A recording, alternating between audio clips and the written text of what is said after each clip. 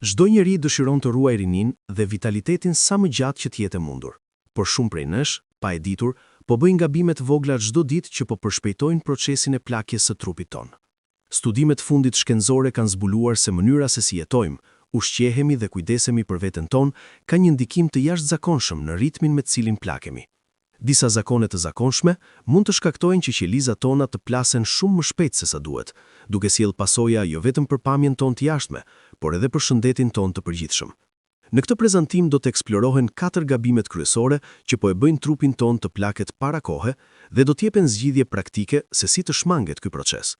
Duke kuptuar këto gabime dhe duke ndërmarrë hapa konkret për t'i korrigjuar ato, çdo person mund të ngadalsojë ritmin e plakjes dhe të jetojë një jetë më të shëndetshme dhe më energjike. Gabimi i parë: mungesa e gjumit të mjaftueshëm. Gjumi është një nga shtyllat më të rëndësishme të shëndetit tonë, por fatkeqësisht është edhe një nga aspektet më të neglizhuar të jetës moderne. Shumë njerëz nuk i japin gjumit rëndësinë që meriton, duke menduar se mund të funksionojnë mirë me vetëm 5 ose 6 orë gjumë në natë. Por realiteti është shumë më shqetësues. Sipas kërkimeve të fundit të kryera nga Universiteti i Kalifornisë, vetëm një natë e gjumit të pamjaftueshëm mund të bëjë që qelizat e trupit të plasen më shpejt. Një studim i veçantë zbuloi se mosmarrja e gjumit për 24 orë ose më shumë mund të shtojë moshën e trurit me 1 deri në 2 vjet. Kjo do të thotë se nëse dikush rregullisht fle pak, truri i tij po plaket shumë më shpejt se sa duhet. Por çfarë ndodh saktësisht në trup kur nuk flihet mjaftueshëm? Gjatë gjumit, trupi kalon për procese kritike rigjenerimi. Qelizat e lëkurës ripërtërihen, kolagjeni prodhohet dhe inflamacioni reduktohet. Kolagjeni është proteina strukturore që e mban lëkurën tonë të fortë, të lëmuar dhe elastike. Por kur mungon gjumi, prodhimi i kolagjenit bie ndjeshëm. Me kalimin e kohës, kjo çon në formimin e rrudhave, varjen e lëkurës dhe humbjen e elasticitetit. Një studim i mbështetur nga Estelle Lauder dhe kryer nga Universiteti i Spitaleve në Cleveland tregoi se gratë që vuanin nga gjumi i dobët kishin shenja të dukshme të plakjes së parakohshme të lëkurës. Sistemi i vlerësimit që u përdor zbuloi se personat që flinin mirë kishin një rezultat mesatar prej 2.2, ndërsa ata që flinin keq kishin 4.4. Kjo dallim ishte shumë i rëndësishëm dhe tregonte se gjumi i dobët është lidhur drejt për drejt me rrudha, pigmentim të pabarabartë dhe humbje të elasticitetit të lëkurës. Por efektet negative të mungesës së gjumit nuk ndalen vetëm te lëkura. Trupi gjithashtu humbet aftësinë për të balancuar nivelet e urit, duke çuar në dehidratim. Lëkura e dehidruar duket e zbehtë, e lodhur dhe më e prirur ndaj rrudhave dhe teksturës së ashpër. Kur mungon gjumi, barriera mbrojtëse e lëkurës dobësohet, duke bërë atë më të cenueshme ndaj dëmtuesve të jashtëm si rrezatimi ultraviolet dhe ndotja. Përveç kësaj, gjatë gjumit truri pastron toksina që janë grumbulluar gjatë ditës. Kur gjumi është i ndërprer ose i pamjaftueshëm, këto toksina qëndrojnë në trup dhe kontribojnë në stres oksidativ, i cili është një nga shkaktarët kryesor të plakjes. Studime kanë treguar se privimi nga gjumi rrit dëmtimin e ADN-s në qeliza, veçanërisht te njerëzit më të moshuar. Një aspekt tjetër shqetësues është ndikimi i gjumit të dobët në hormonet. Kur flitet pak, nivelet e kortizolit, hormoni i stresit, rriten. Kortizoli i lartë nxit inflamacion në të gjithë trupin dhe ndihmon në shkatrimin e kolagjenit dhe elastinës. Në të njëjtën kohë, kortizoli shtyp DHEA-n, e njohur si hormoni i rinisë, duke përshpejtuar procesin e plakjes. Melatonina, hormoni që rregullon gjumin, është gjithashtu një antioksidant i fuqishëm që mbron lëkurën nga dëmtimi i radikaleve të lira. Kur gjumi shqetësohet, nivelet e melatoninës bien, duke lënë lëkurën pa mbrojtje ndaj dëmtimeve që përshpejtojnë plakjen. Nëse dikush dëshiron të ngadalsojë procesin e plakjes, duhet të japë përparësi gjumit cilësor. Ekspertët rekomandojnë 7 deri në 9 orë gjumë çdo natë për të dhënë trupit kohë të mjaftueshme për të riparuar dhe rigjeneruar. Krijimi i një rutine të qëndrueshme të gjumit, shmangja e ekraneve 1 ose 2 orë para gjumit dhe mbajtja e dhomës së fjetjes të freskët, të errët dhe të qetë janë hapa të rëndësishëm drejt një gjumi më të mirë dhe një procesi më të ngadaltë plakjeje. Gabimi i dytë: konsumi i tepërt i sheqerit dhe ushqimeve të përpunuara. Ajo që vihet në pjatë çdo ditë ka një ndikim të drejtë për drejtë në ritmin me të cilin trupi plaket. Shumë njerëz konsumojnë në mënyrë të rregullt ushqime të pasura me sheqer, karbohidrate të rafinuara dhe yndyrra trans, pa i kuptuar dëmin që po i shkaktojnë qelizave të tyre. Sheqeri është një nga armiqt më të mëdhenj të rinisë. Kur konsumohet sheqeri tepërt, ai kombinohet me proteina në gjak dhe krijon përbërje të quajtura produkte të avancuara të glikimit, të njohura si AGE. Emri i tyre është ironikisht i përshtatshëm, sepse këto përbërje në të vërtetë përshpejtojnë plakjen. AGE të ngurtësojnë enët e gjakut dhe organet në një proces që është i ngjashëm me përgatitjen e karamelës. Kur sheqeri kombinohet me yndyrën dhe nxehet, krijohet një substancë ngjitëse që më pas bëhet e brisht. Këto produkte të glikimit të avancuar kontribojnë në presion të lartë të gjakut dhe sëmundje të zemrës, por efekti më i dukshëm është në lëkurë. Konsumi i tepërt i sheqerit përshpejton dëmtimin e kolagjenit, duke quar në atë që quhet varje e sheqerit, rrudha dhe varje të lëkurës, që bëhen gjithnjë e më të dukshme. Një studim i fundit tregoi se dieta e pasur me sheqer mund të përshpejtojë procesin e plakjes së trupit. Sheqeri shkakton inflamacion kronik, një gjendje që është në rrënjë të shumë sëmundjeve të lidhura me moshën, si diabeti, sëmundjet kardiovaskulare dhe dëmtimi kognitiv. Inflamacioni ndihmon në shkatrimin e kolagjenit dhe elastinës, dy komponentët që e mbajnë lëkurën të shtrënguar dhe të rinisë. Ushqimet ultra të përpunuara janë po aq problematike. Këto përfshin ushqime të shpejta, atë të fërguar, produkte picerie dhe çdo gjë që vjen e paketuar me një listë të gjatë përbërësish artificial. Këto ushqime shpesh përmbajnë yndyra trans që ngurtësojnë arteriet dhe kufizojnë furnizimin me gjak në lëkurë, duke shkaktuar plakje të parakoshme dhe rrudha.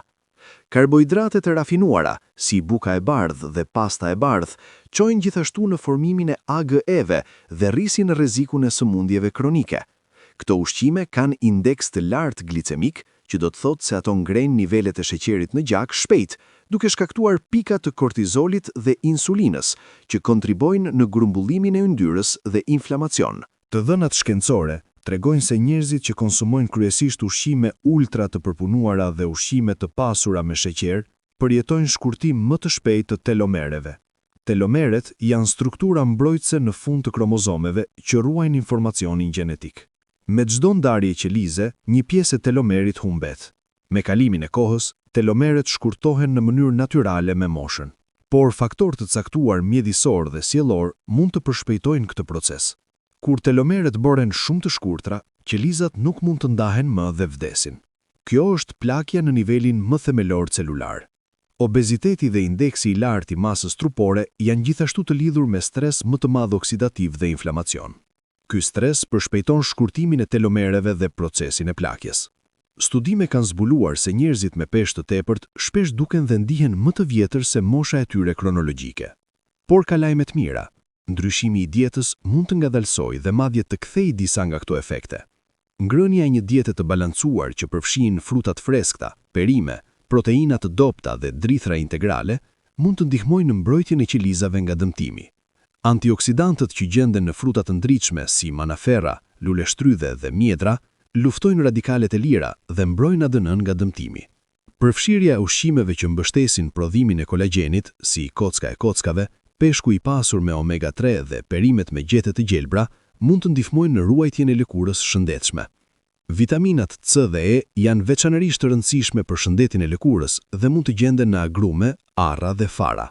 Reduktimi i konsumit të sheqerit dhe ushqimeve të përpunuara duhet jetë përparësi për çdo që dëshiron të ngadalsojë plakjen. Në vend të ëmbëlsirave të përpunuara, zgjedhja e frutave të freskëta si alternative shëndetshme mund të kënaqë ëmbëlsirën pa dëmtuar qelizat. Në vend të bukës së bardhë, zgjedhja e drithrave integrale ofron fibra dhe lëndë ushqyese që mbështesin shëndetin e përgjithshëm dhe ngadalsojnë plakjen. Gabimi i tretë: mungesa e aktivitetit fizik dhe ulja sjellja sedentare. Trupi njerëzor është krijuar për të lëvizur. Për mijëra vjet, paraardhësit tanë kanë qenë gjithmonë aktiv, duke gjuajtur, duke mbledhur dhe duke lëvizur vazhdimisht. Por jeta moderne ka sjellë një ndryshim dramatik. Shumë njerëz kalojnë orë të tëra ulur në tavolina, duke punuar në kompjuter, duke parë televizor ose duke përdorur telefona. Ky mënyrë jetese sedentare po shkakton dëme të konsiderueshme për trupin ton dhe po përshpejton procesin e plakjes. Studimet shkencore kanë treguar në mënyrë të qartë se mungesa e aktivitetit fizik lidhet drejt për drejt me plakjen e parakohshme. Një studim i publikuar zbuloi se individët me nivel të ulët aktiviteti fizik dukeshin biologjikisht 8 vjet më të vjetër se mosha e tyre aktuale. Qelizat e tyre po plakeshin më shpejt për shkak të mënyrës së tyre sedentare të jetës, por si saktësisht mungesa e lëvizjes përshpejton plakjen. Kur trupi nuk lëviz rregullisht, disa procese negative fillojnë të ndodhin. Së pari, muskujt fillojnë të humbasin. Pas moshës 30 vjeçare, njerëzit humbasin mesatarisht 3 deri në 8% të masës muskulore çdo dekadë nëse nuk ushtrojnë. Pas moshës 60 vjeçare, ky ritëm përshpejton edhe më shumë.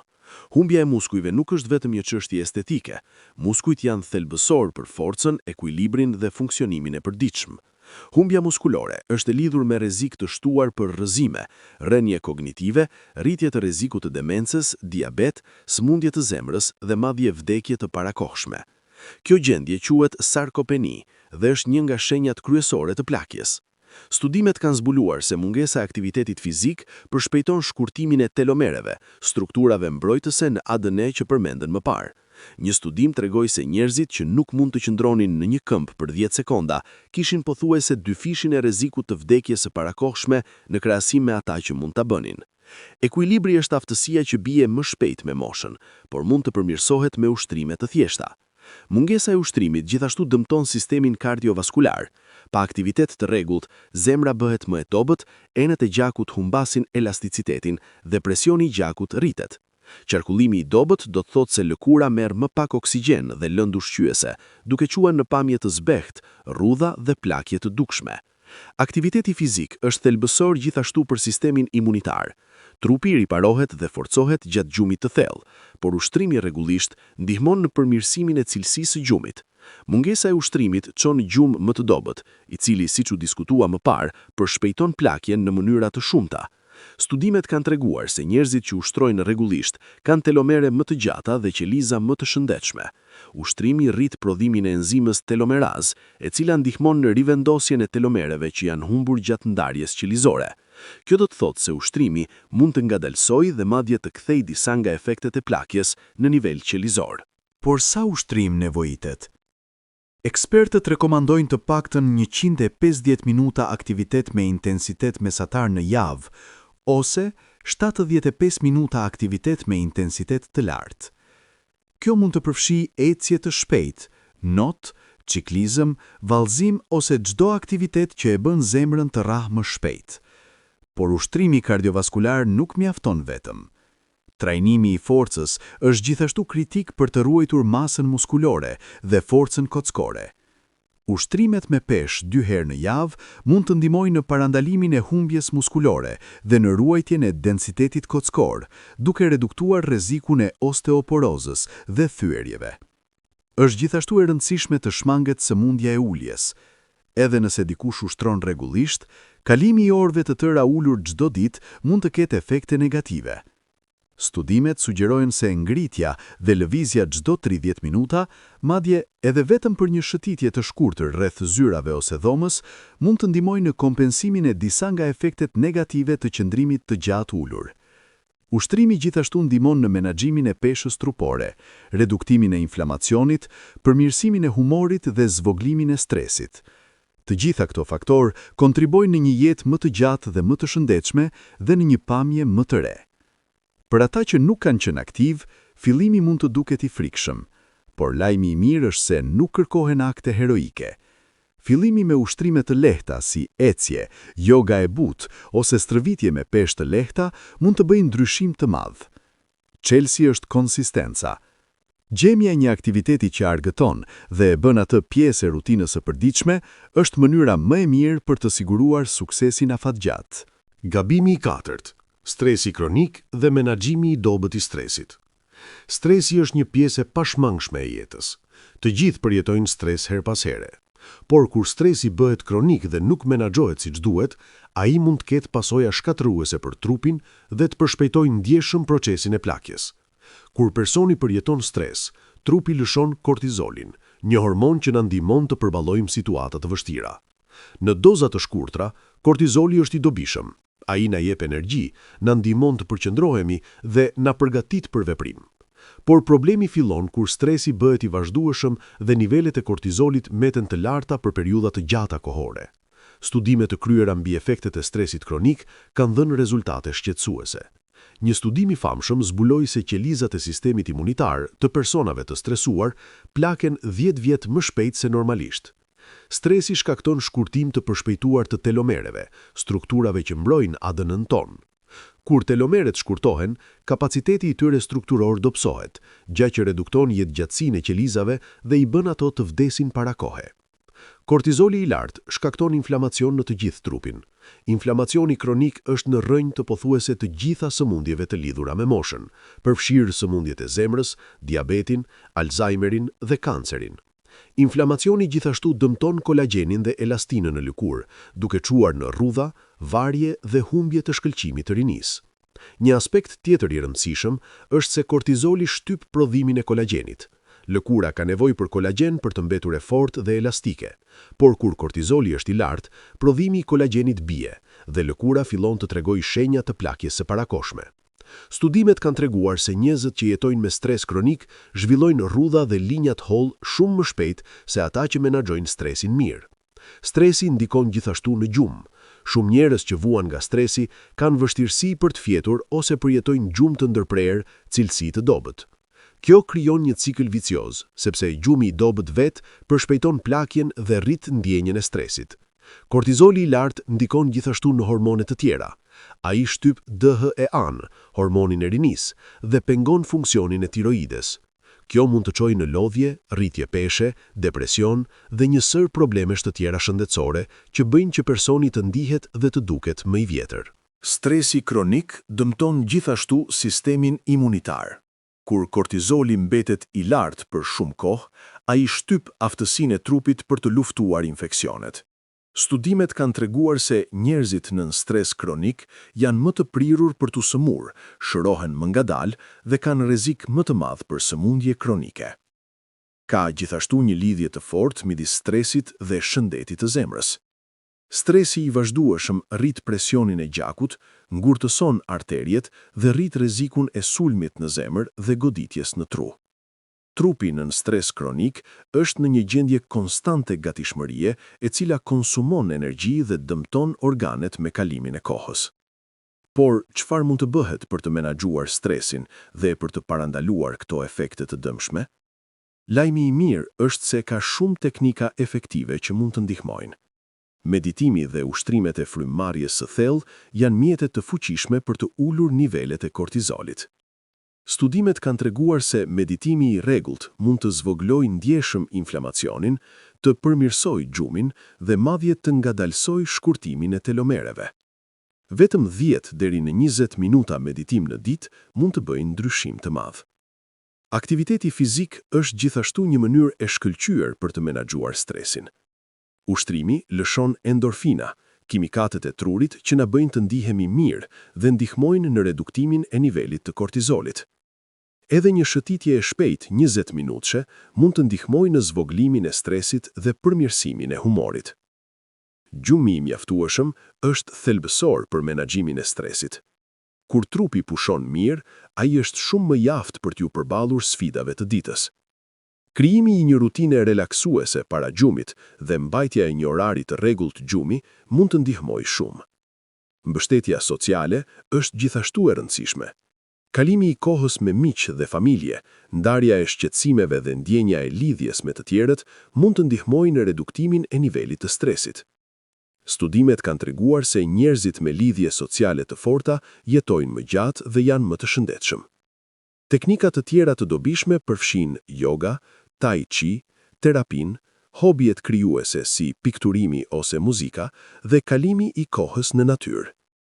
Çdo aktivitet që ndihmon personin të relaksohet dhe të gëzojë momentin ka potencial për të reduktuar stresin dhe për të ngadalsuar plakjen. Është gjithashtu e rëndësishme të identifikohen dhe të adresohen bulimet e stresit. Ndonjëherë, stresi vjen nga punë e tepërt, marrëdhënie të vështira ose situata që mund të ndryshohen. Vendosja e kufive të shëndetshëm, të thuash jo kur është e nevojshme, dhe kërkimi i ndihmës kur duhet, janë hapa të rëndësishëm drejt një jete më pak stresuese.